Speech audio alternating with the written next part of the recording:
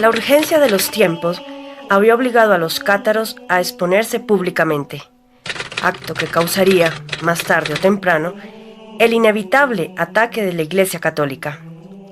Los benedictinos, cluniacenses y cistercienses comenzaron bien pronto a elevar sus protestas. Ya en 1119, aquel año cuando los 9 golems se instalan en el Templo de Salomón, el Papa Calixto II fulmina la excomunión contra los herejes de Tolosa. Pero tales medidas no surtían efecto alguno. En 1147, el abad de Claraval, San Bernardo, jefe golem de la conspiración templaria, recorre el Languedoc, recibiendo en todos lados muestras de hostilidad por parte del pueblo y de la nobleza señorial. Desde entonces será el Cister quien se encargará de avivar los odios y formar un nuevo pueblo perseo para destruir al dragón occitano. Pero los cátaros, lejos de amilanarse por esas amenazas, convocan en 1167 un concilio general en San Félix de Caramán.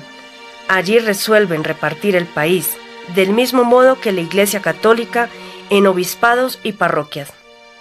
La Iglesia cátara entonces se organizaba en base a obispos, presbíteros, hermanos mayores, hermanos menores, etc., y daba argumentos superficiales a los que sustentaban la acusación de herejía.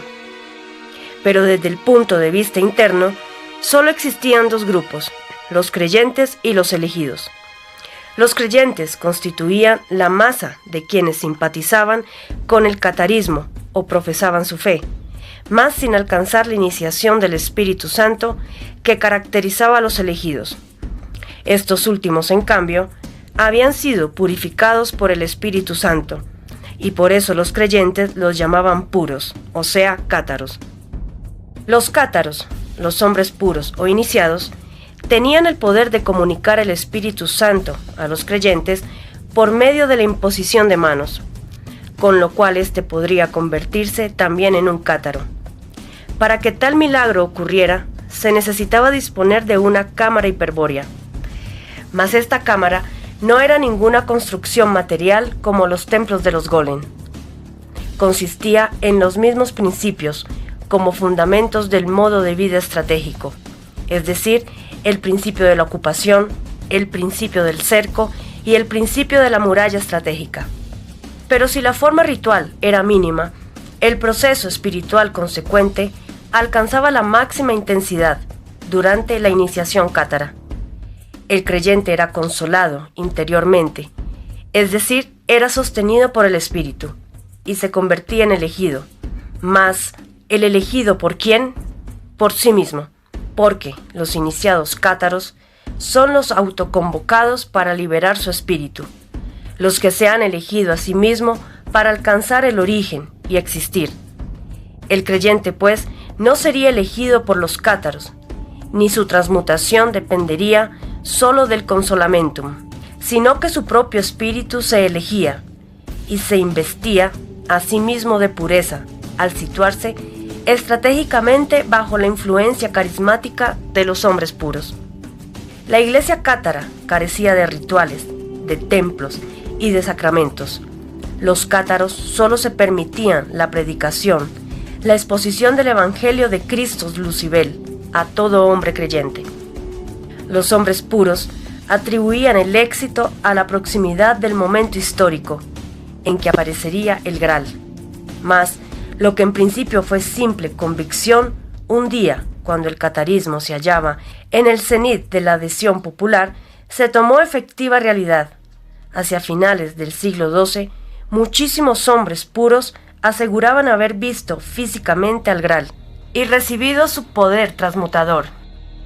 En el condado de Foix, en plena región pirenaica, se encontraba el señorío de Ramón de Perella, que comprendía, aparte de castillos, aldeas y campos de cultivo, un pico montañoso, muy abrupto, en cuya cima existía una antigua fortaleza en ruinas. El nombre de aquel lugar era Montsegur, y su señor, así como toda su familia y sus súbditos, se contaba entre los creyentes de la Iglesia cátara. En el año 1202, los hombres puros solicitaron a Ramón de Parela que hiciese construir en Monsegur un extraño edificio de piedra, de forma pentagonal asimétrica, impropia para la defensa, inadecuada para habitar, estéticamente chocante. La obra estaba concebida, sin embargo, de acuerdo a la más alta estrategia hiperbórea. Su función no tenía nada que ver con la defensa, la vivienda o la belleza, sino con el Graal, con la manifestación física del Graal. Monsegur sería un área de referencia desde la cual los iniciados podrían localizar el Graal e inclusive aproximarse físicamente a él. Su función no consistía, pues, en servir de depósito para guardar el Graal, porque el Graal no puede estar dentro ni fuera de nada, como el espíritu eterno e infinito. La realidad del Graal está más allá del origen, pero localizar el origen significa la liberación del espíritu encadenado a la materia, y para facilitar esa localización es que el Graal se aproxima a los hombres dormidos. Y Monsegur iba a ser entonces la muralla estratégica desde donde se vería el Graal. Se hallaría la orientación hacia el origen, se reencontraría el espíritu a sí mismo y se escucharía nuevamente la voz de la sangre pura.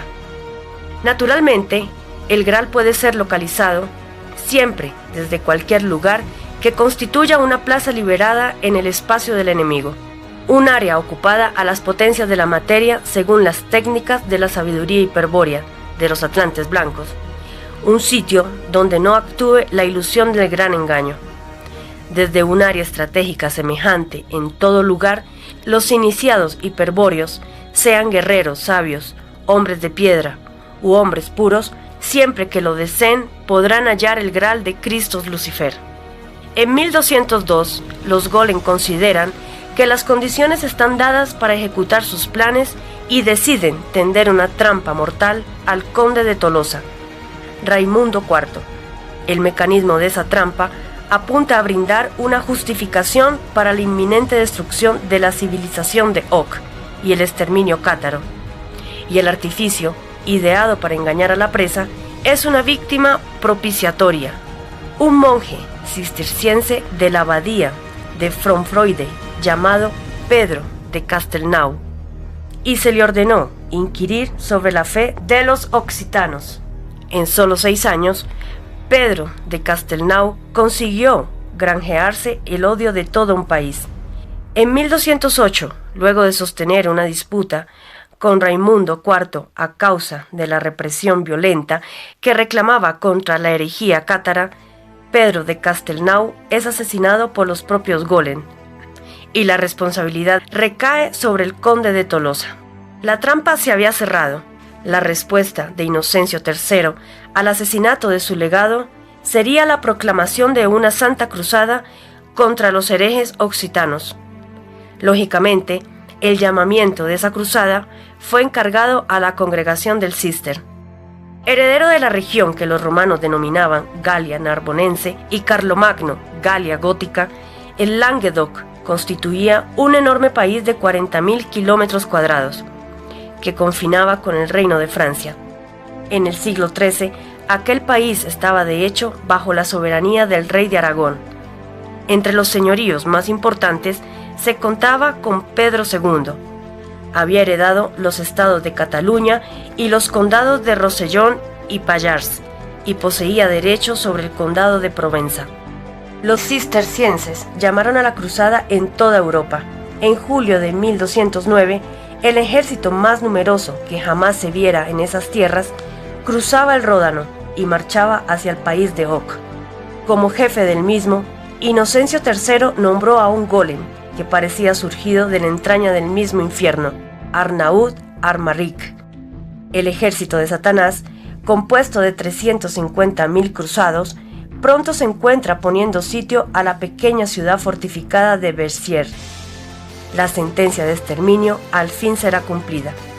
Horas después, los defensores ceden una puerta y las tropas infernales se disponen a conquistar la plaza. La totalidad de los 30.000 habitantes de Verciers son degollados o quemados en los siguientes momentos. El cuerpo de Verciers es el cordero eucarístico de la comunión de los cruzados, el sacramento de sangre y fuego que constituye el sacrificio al Dios creador uno, Jehová Satanás. La matanza de Béziers es arquetípica, así será siempre que los pueblos de sangre pura intenten recobrar su herencia hiperbórea hasta la batalla final. Después de Béziers cae Carcasona, donde son quemados 500 herejes, después los prelados autóctonos, y resulta capturado y humillado el vizconde Raimundo Roger. Pedro II llega a Carcasona para interceder por su vasallo y amigo, sin conseguir cosa alguna del legado papal. El rey de Aragón se retira entonces y se concentra en otra cruzada, que se está llevando a cabo simultáneamente, la lucha contra los muslimes de España. Cree que participando de esa gesta su honor no se vería comprometido, como sería el caso si interviniese en la represión de sus súbditos. Sin embargo, la falta al honor ya era grande, pues los abandonaba en manos de sus peores enemigos. Mientras la cruzada Golem va exterminando a los cátaros castillo por castillo y procura destruir el condado de Tolosa, Pedro II se enfrenta con éxito a los muslimes en la reconquista de Valencia. Pero esta vez es puesta en duda su condición de católico y amenazado con la excomunión. Entonces Pedro II creía que la cruzada solo perseguía el fin de la herejía y que su soberanía sobre el Languedoc no sería cuestionada. A continuación, Pedro II se une a la lucha contra los almohades, junto al rey de Castilla, Alfonso VIII, y permanece 2 años dedicado a la reconquista de España.